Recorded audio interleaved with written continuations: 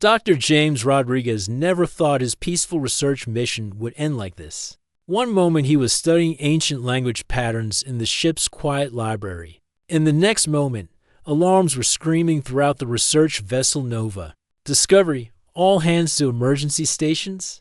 The captain's voice echoed through the corridors as James felt the ship shake violently.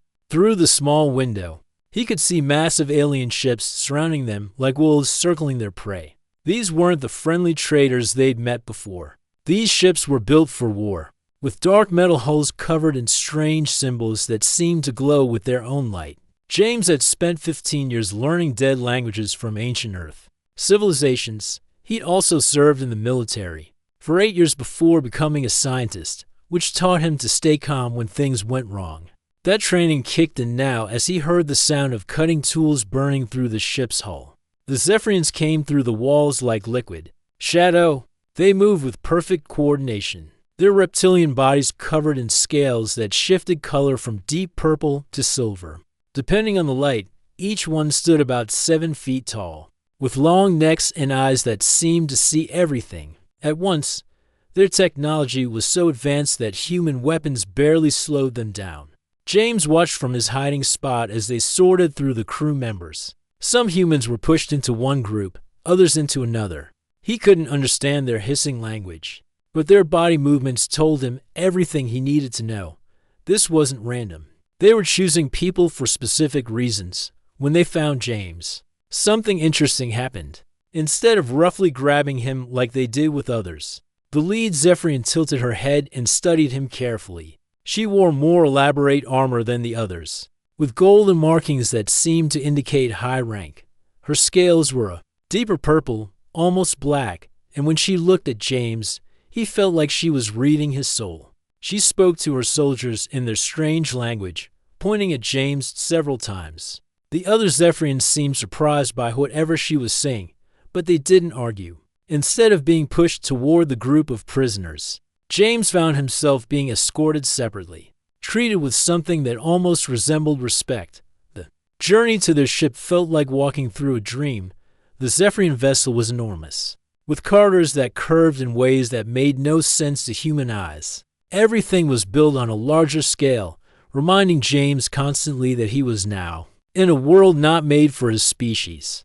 The walls seemed to pulse with a faint blue light, and the air had a metallic taste that made him feel slightly dizzy. They brought him to a room that was clearly meant to be a prison, but it was unlike any prison he'd ever seen.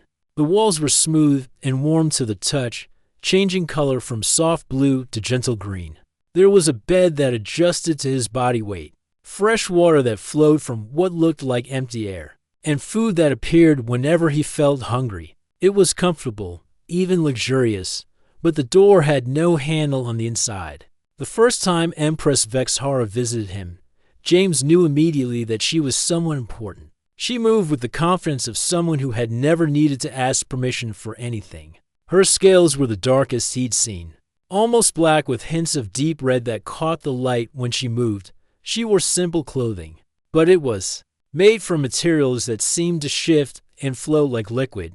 She brought 2 advisors with her, both wearing the golden markings of high rank. They spoke freely in front of James, clearly believing he couldn't understand them. That was their first mistake. James had always been good with languages. As a child, he learned Spanish from his grandmother, French in school, and later picked up Mandarin and Arabic during his military service. But this was different. The Zephyrian language had patterns that reminded him of ancient Sumerian, mixed with mathematical concepts. It was complex, but not impossible. During that first visit, he caught maybe 1 word in 20, but he recognized the tone of command in the Empress's voice, the deference in her advisor's responses, and most importantly, he heard them discussing something about study and behavior. When they looked at him, James made a decision that would change everything. Instead of trying to communicate or demand answers, he acted confused and slightly afraid. He responded only to obvious gestures and spoke only in simple English words, making it seem like he was trying to communicate but failing to understand them. The Empress seemed fascinated by this. She would point to objects and wait for his reaction. when he responded with what appeared to be genuine curiosity and intelligence, but without any sign of understanding their language. She would make notes on a device that looked like liquid metal. "Interesting," she said during her third visit, though James pretended not to understand. "It shows problem-solving abilities, but no linguistic processing of our communication patterns." The emotional responses seemed genuine, though James had to work hard not to react to that. By now, he was understanding about half of what they said, and every conversation taught him more. He learned that his name in their language was something. That roughly translated to curious small one. He learned that the Empress was young for her position, that she had scientific interests, and most importantly, that she was keeping him as what they called a companion specimen. The more time passed, the more comfortable the Empress became around him. She started visiting alone, talking to him about her duties and frustrations. She would sit in the chair across from his bed and speak as if he were a trusted pet who provided comfort just by listening. "The High Council wants to attack another human colony," she said during one of these visits, absently stroking a small device in her hands. "They say it will show strength, but I wonder if it just shows we're afraid of anything we don't control." James's blood ran cold, but he kept his expression carefully neutral. A human colony. Lives were at stake, and he was the only one who knew about it. That night, as he lay in his comfortable prison, James realized he faced an impossible choice. He could reveal his understanding and try to stop the attack, but that would probably get him executed and eliminate any chance of helping in the future. Or he could stay silent, gather more information, and hope he could find a way to help later. The decision became harder when he started to understand more about the Empress herself. She wasn't the monster he'd expected. She was intelligent, thoughtful, and seemed genuinely troubled by the violence her empire demanded. She talked to him about feeling isolated, about the pressure to live up to her parents' reputation, about wondering if there might be better ways to lead them through conquest. "Sometimes I think you understand more than you let on," she said one evening. Looking directly into his eyes, "Your reactions are too precise, too appropriate. But that's impossible, isn't it? Your species doesn't have the cognitive capacity for our language." James kept his expression blank, but inside he was screaming. She was smart, smarter than he'd given her credit for. How long could he keep this deception going? The answer came sooner than he expected. During his second week in captivity, he overheard a conversation between the Empress and her military commander about the attack. Timeline. The human colony called New Geneva would be hit in just 3 days. Over 100,000 people lived there, including families and children. As he listened to them discuss the attack like it was just another military exercise, James felt something break inside him. These weren't numbers on a report. These were people with lives, dreams, and families who had no idea what was coming. That night, as the Empress sat in her usual chair and talked about her day, James made his choice when she mentioned feeling lonely despite being surrounded by advisors and servants. He responded in perfect Zephyrian. "Loneliness is the price of power, but it doesn't have to be the price of wisdom." The silence that followed was deafening. The Empress stared at him with wide eyes, her scales shifting to colors he'd never seen before. In that moment, everything changed between them forever. The shock on Empress Vexhara's face lasted only a few seconds, but James saw a dozen emotions flash through her eyes: surprise, anger, confusion, and something that looked almost like relief. She stood up slowly, her scales shifting through colors he was beginning to recognize as signs of deep thought. "How long?" she asked in her own language, her voice barely above a whisper.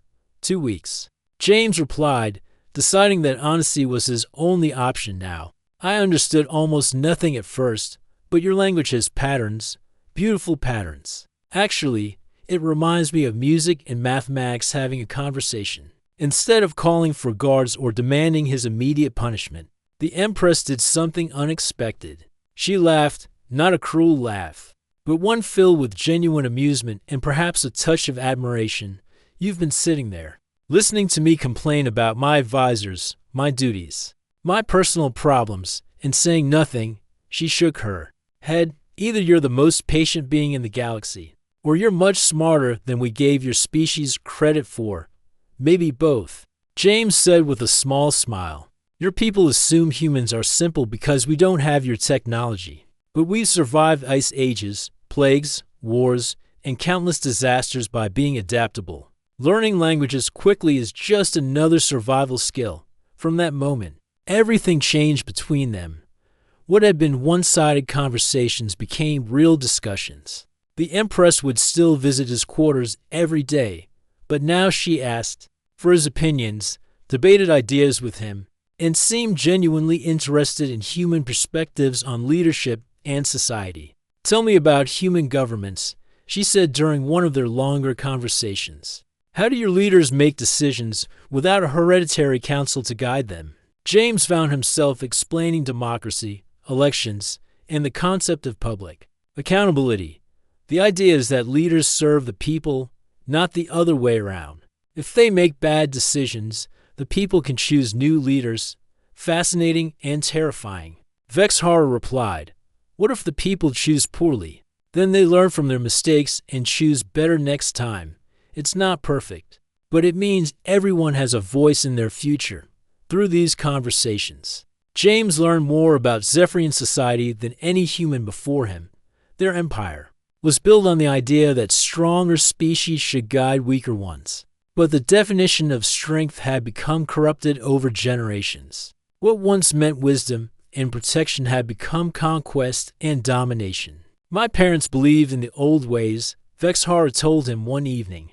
"They thought strength meant using your power to help others grow stronger, not keeping them weak so you could control them." The High Council said such ideas were naive and dangerous. "What happened to them?" James asked gently. "They died in what the Council called a heroic battle against rebels. I was 17 and knew nothing about ruling an empire.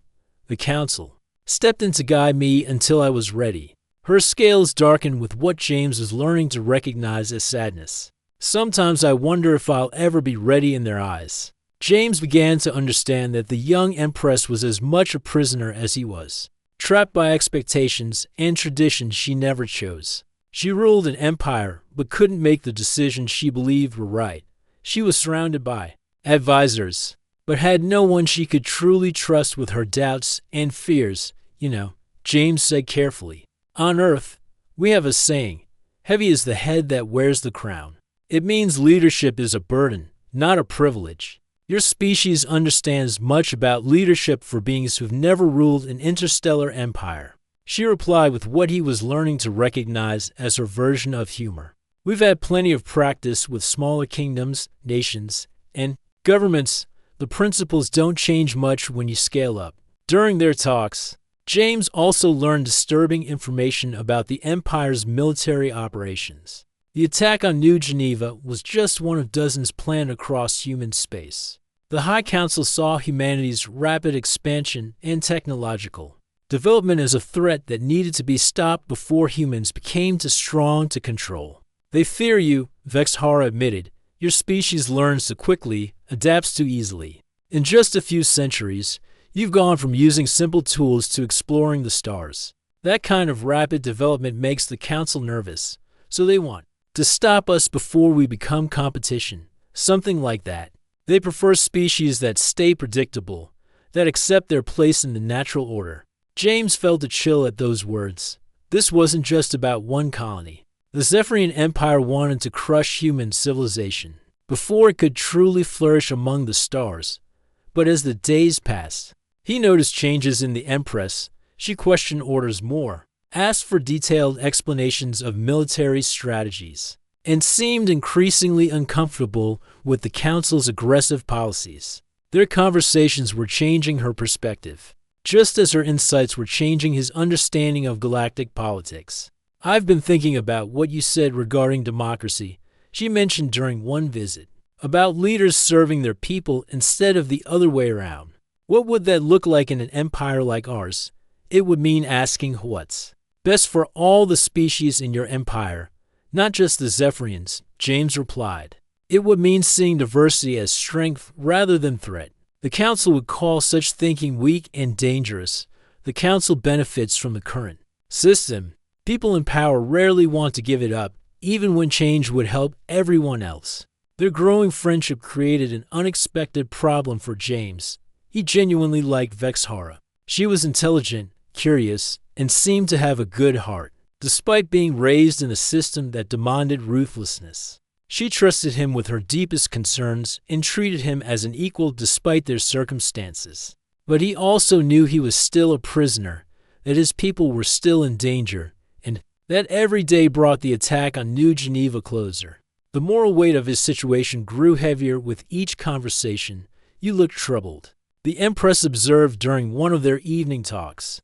"I keep thinking about those colonists on New Geneva," James said honestly. "Families, children, people who just want to build a peaceful life among the stars. In 3 days, they'll wake up to warships in their sky." Vexhara was quiet for a long time. "You care about people you've never met, don't you?" "I've been trained not to. The Council says personal feelings make leaders weak and indecisive. What do you think?" She looked directly at him. Her scales shifting to the deep blue he'd learned meant she was thinking hard about something important. "I think the Council might be wrong about many things." That night, after she left, James lay awake staring at the ceiling. He'd accomplished something he never expected. He'd begun to change the mind of one of the most powerful beings in the galaxy. But would it be enough to save the innocent people counting on tomorrow to be just another ordinary day? The next morning brought news that made his blood run cold. The Empress arrived looking grim. Her scales the dark red that meant anger or distress. "The Council has moved up the timeline," she said without preamble. "The attack on New Geneva begins tomorrow." James felt his heart stop when he heard those words. Tomorrow. 100,000 innocent people. And he had less than 24 hours to do something about it. "Can you stop it?" he asked. Knowing the answer before she spoke, Vexhara's scales shifted to a dull gray. The color he'd learned meant frustration and helplessness. "The Council has override authority on military operations. They say I'm too inexperienced to understand strategic necessity." "What if you're not too inexperienced? What if they're just wrong?" She looked at him with eyes that seemed older than her years. "Then I'm failing everyone who depends on me to make the right choices." James made a decision that would either save lives or get him killed. "I need to tell you something about your parents' death." The Empress went completely still. Her scales lost all color, becoming almost transparent. "What could you possibly know about that?" "I've been listening to your council meetings when they think I'm sleeping. My hearing is better." "Then you realize." James took a deep breath. 3 weeks ago, General Cuthbert was talking to Admiral Jextel about taking care of problems before they spread. Just like we did with the old rulers. That could mean anything. Yesterday, I heard Cuthbert tell another officer that young leaders who question traditional methods often meet the same fate as their parents. He said it while looking directly at a picture of you. Vexhara stood up so quickly her chair fell over. Her scales were now cycling through colors James had never seen before. Deep purples mixed with angry reds. "You're suggesting my own council murdered my parents?" "I'm telling you what I heard. You can decide what it means." For several minutes, she paced around the room like a caged predator. James could see her mind working, connecting pieces of information she'd probably been ignoring. 4 years. "They always pushed for more aggressive policies," she said slowly. "When I was younger, they said I wasn't ready to understand complex political situations. They made every important decision and told me it was for the good of the Empire. And now they're about to start a war that will make me look like a warmonger to the entire galaxy. If humans fight back and cause heavy Zephyrian casualties, the people will blame me for being weak and indecisive. If we win easily, they'll say it proves their methods work better than mine." James watched understanding dawn in her eyes. "Either way, they win and you lose. Either way, they get rid of another inconvenient ruler." She stopped pacing and looked directly at him. "Why are you telling me this? You could have used this information to bargain for your freedom. Because freedom doesn't mean much if I get it by watching innocent people die when I could have prevented it." Something changed in her expression then. The last walls of suspicion and distance seemed to crumble. "You really do care about people you've never met, It's what humans do. We're not the strongest or the smartest species in the galaxy, but we're really good at caring about each other, even when it's inconvenient.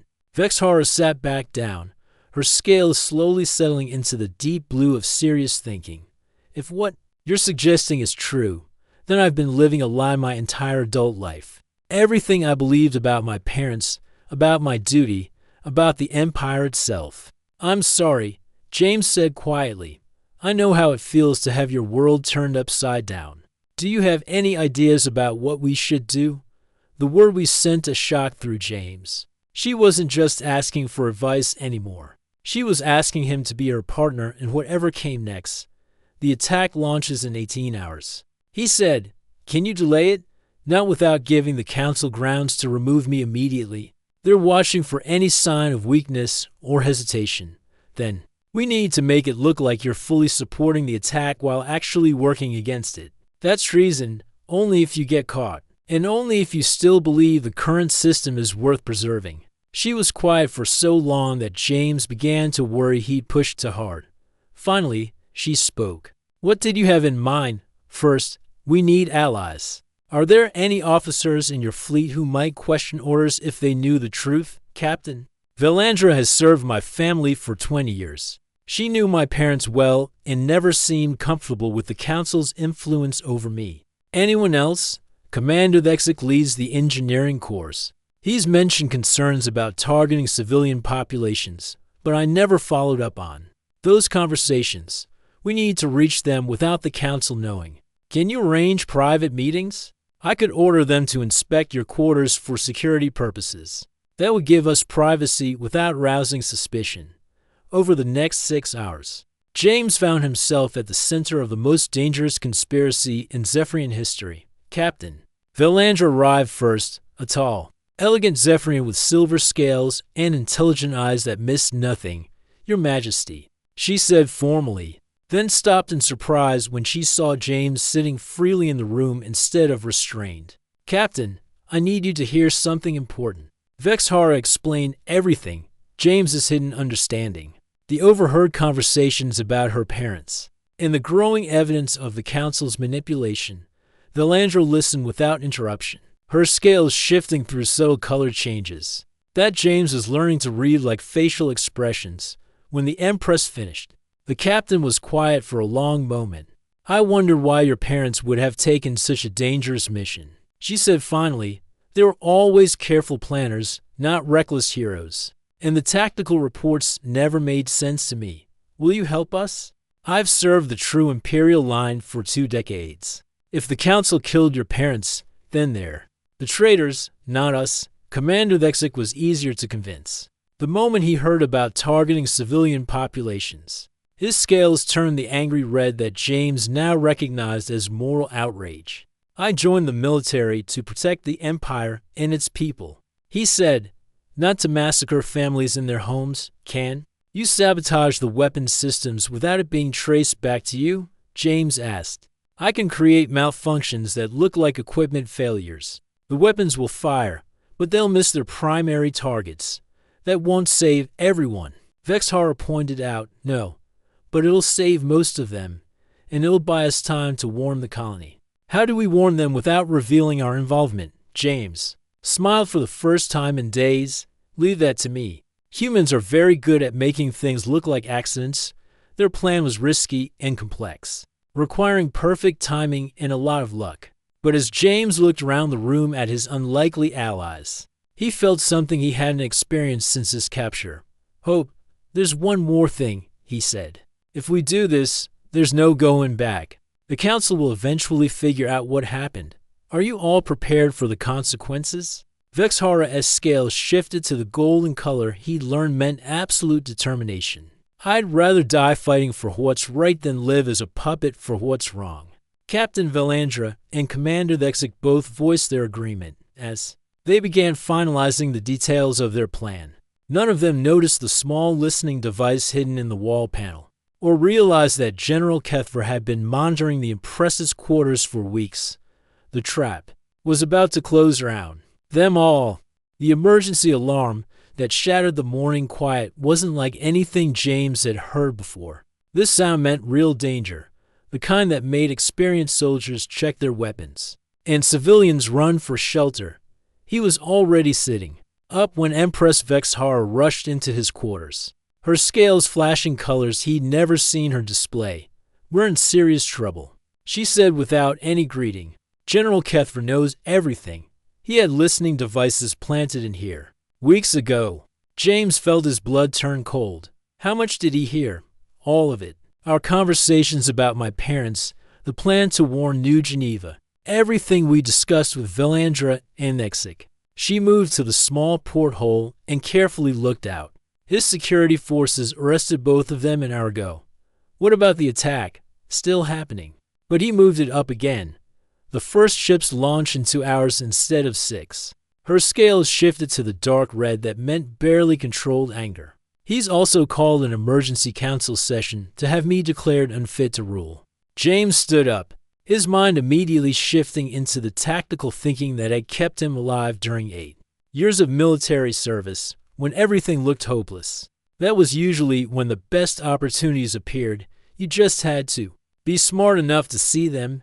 "Maybe that's exactly what we need," he said. Vexhara stared at him like he'd lost his mind.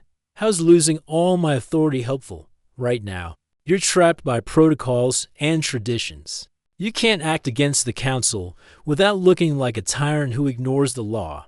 But if they remove you from power, you become a private citizen with no official restrictions. A private citizen with no resources, no authority, and no way to stop a massacre. But also no political limitations. And you still have friends on this ship, people who remember what your parents stood for, and what the Empire used to represent." He watched her scales slowly shift to the deep blue that meant she was thinking seriously about something. "You're talking about organizing a rebellion. I'm talking about using their own methods against them. They want to make you look weak and emotional. Fine. Let them think they've won. Meanwhile, we build our own network of people who believe in doing the right thing. If we fail, everyone who helps us will be executed. And if we do nothing, New Geneva gets destroyed and your parents' killers stay in power. How long do you think it'll be before they arrange an accident for you too?" She was quiet for several minutes, staring out at the stars through the small window. James had learned to recognize when she was working through complex problems, weighing every possible outcome before making a decision. "There's a maintenance engineer named Zilkith who worked directly with my father," she said finally. "He has access to the ship's communication systems and might help us reach other ships in the fleet. Any captains who might listen to reason?" Captain Terevax commands the destroyer Silver Claw. She served under my father for 10 years and never seemed comfortable with the council's increasing influence. Vexhara's scales began showing hints of the golden color that meant determination was building. If we could contact her without going through official channels, Zilkith could make that happen, possibly. Maintenance workers can access communication arrays without creating official logs of who they contacted or when. James felt that familiar surge of hope that had gotten him through impossible situations before. Throughout history, humans had survived by being adaptable, creative, and willing to take calculated risks when everything was on the line. We need to move fast. How long until the council meets? 90 minutes. And until the attack begins? 2 hours. Then we have a very small window to change everything. Getting to Zilkith required more stealth than James had used since his military days. The corridors were full of Kethver's security personnel, all searching for signs of additional conspirators. Vexhara led him through maintenance passages. She'd explored as a curious child, routes that avoided the main hallways and surveillance equipment. Zilkith was an older Zephyrian whose scales had faded to pale silver with age. When he saw the Empress crawling out of a ventilation access panel, his first reaction was complete shock.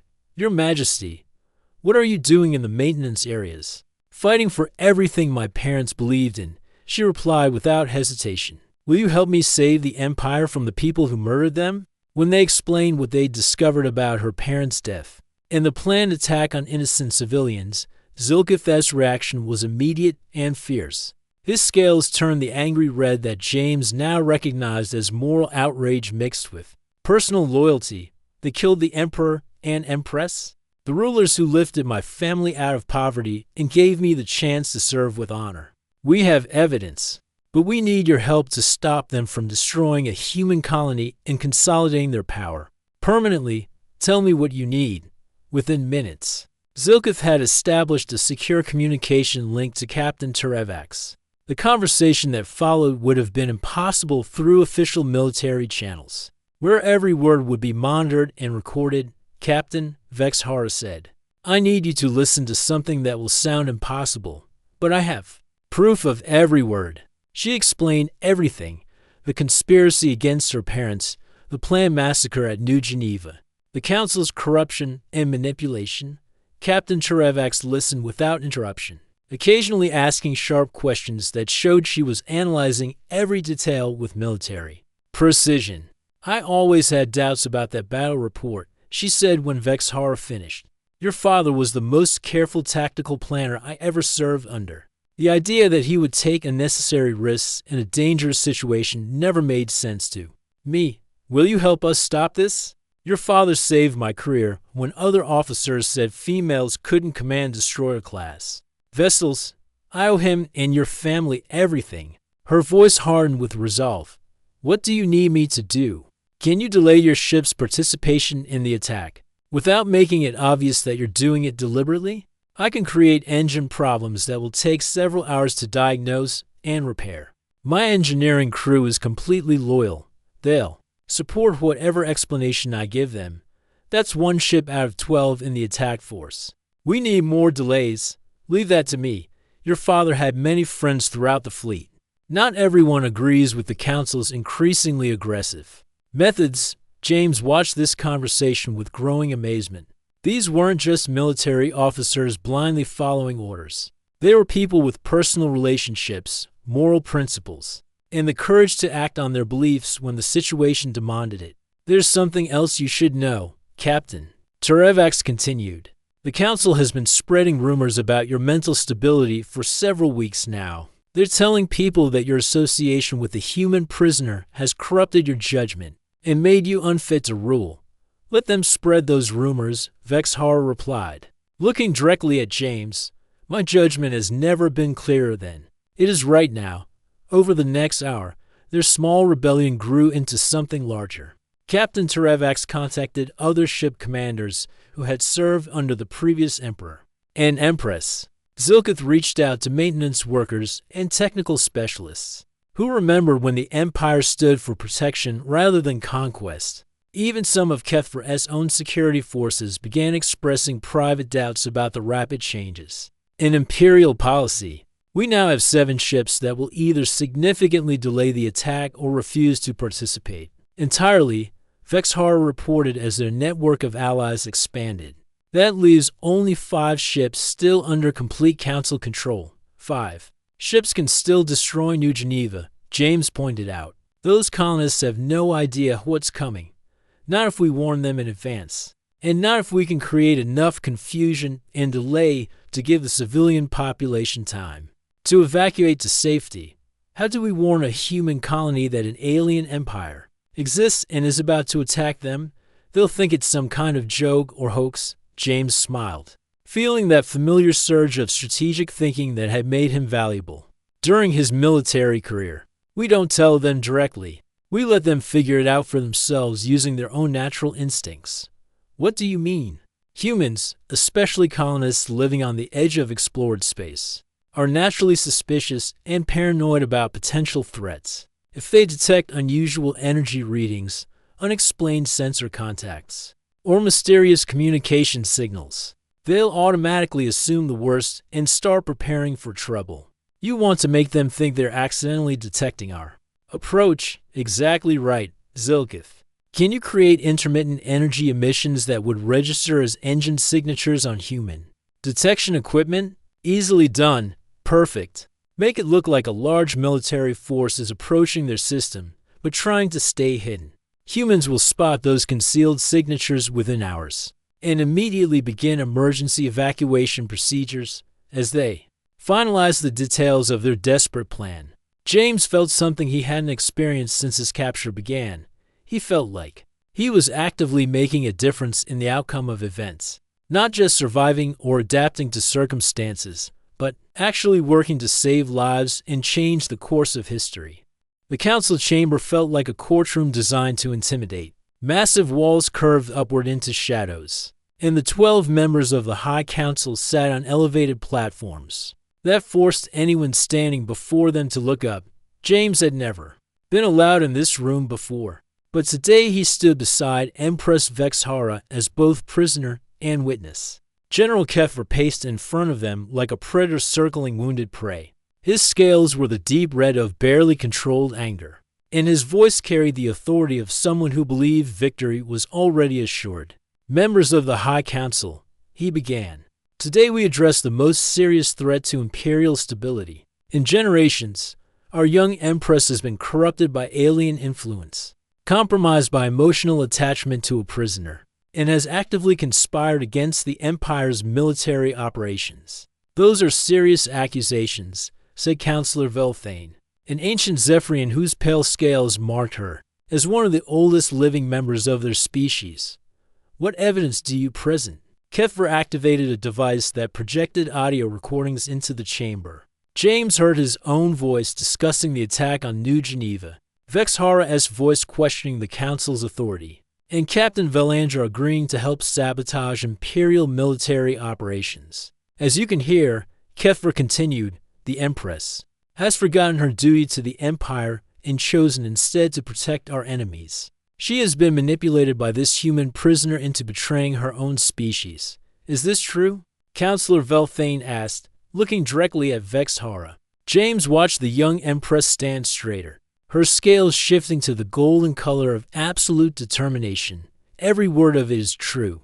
She said clearly, and I'm proud of every decision I made. A shocked silence filled the chamber.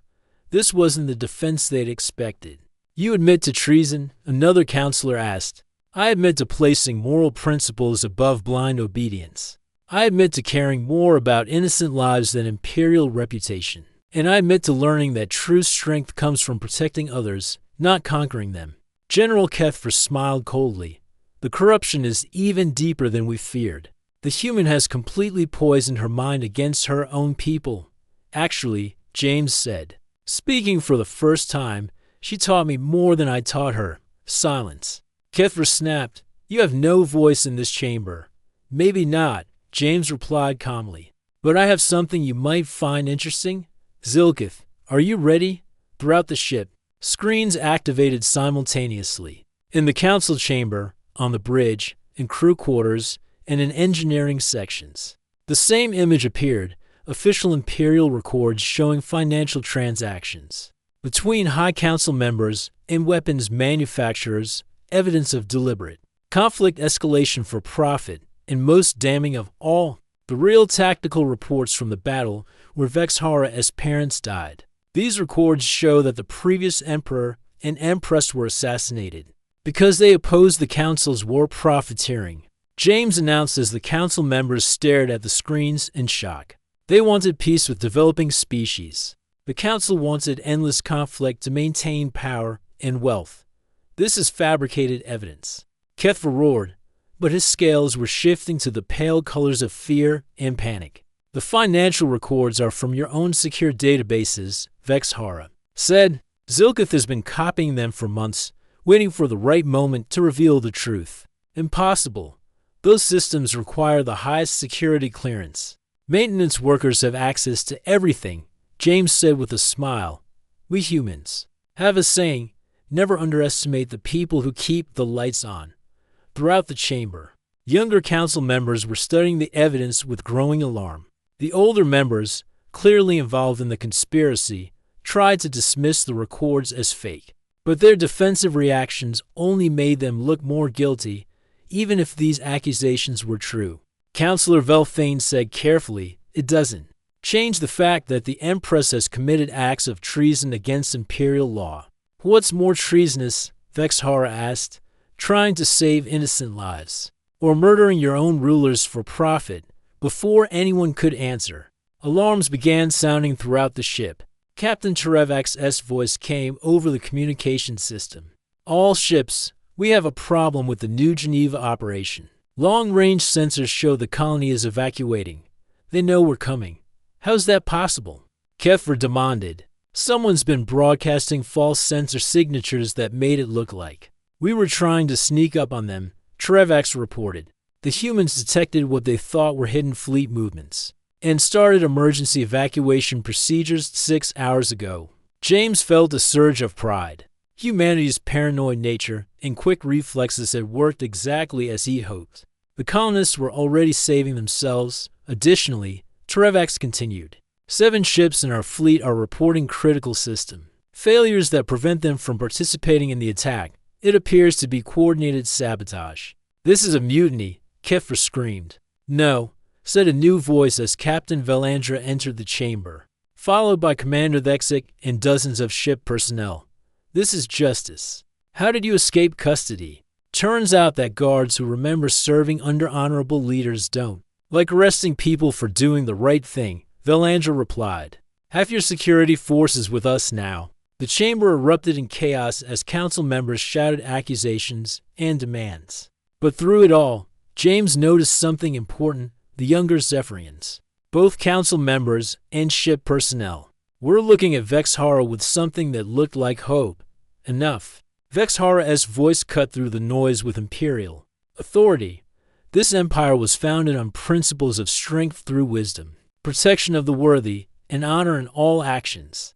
Those principles have been corrupted by greed and fear. She turned to address not just the council, but the ship personnel who had gathered to witness this historic moment. I propose a new path forward. Instead of conquering other species, we should be learning from them. Instead of ruling through fear, we should lead through example.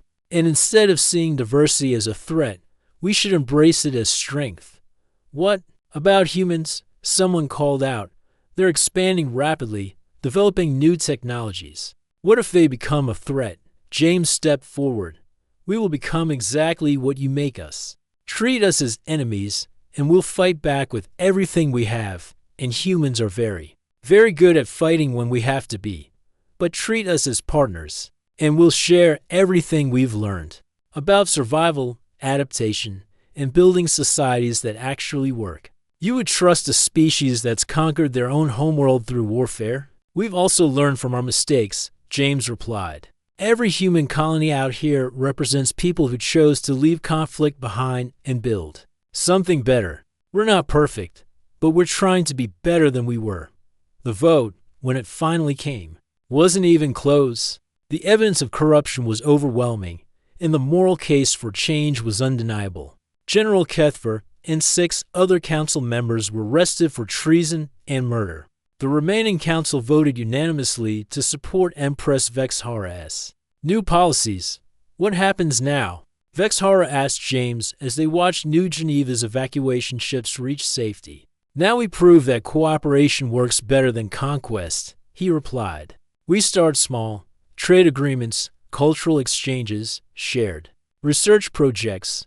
We show both our species that we're stronger together than apart. The High Council will probably try to cause problems for years. Let them try.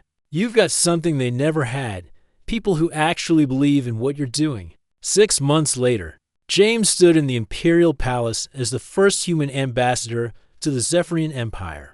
The room was filled with representatives from dozens of species, all gathered to sign the Galactic Cooperation Charter. Empress Vexhara approached him with what humans were learning to recognize as a Zephyrian smile, a subtle shift in scale, color, and posture that conveyed warmth and affection.